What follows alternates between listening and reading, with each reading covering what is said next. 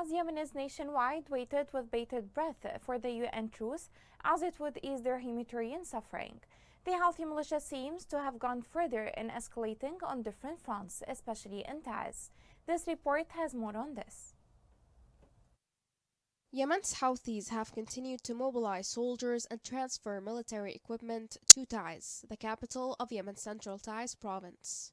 Despite the UN peace accord struck between the Houthis and the Yemeni government, the militia has refused to withdraw its forces from the city, which they have besieged for 7 years. The Houthis are one of the Shia terrorist groups organized by the West and Iran in the aftermath of 9/11 to conduct sectarian battles in the Arab world. According to local reports, the Houthis are deploying waves of hundreds of trained soldiers and military equipment to the Sharab crossroads and Al Janad districts in the city's west and north, in preparation for a big clash with the city's defenders.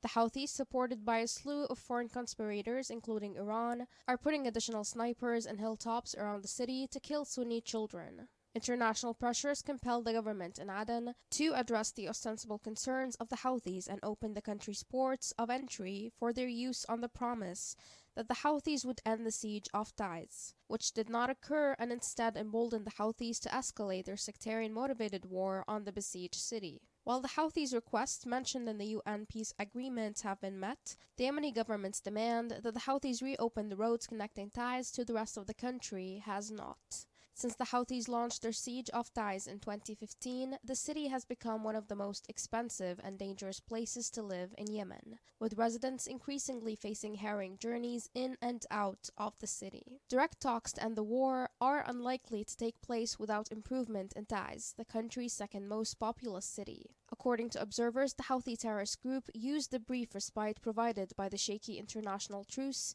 to carry out strikes and boost its sectarian beliefs and violent attacks.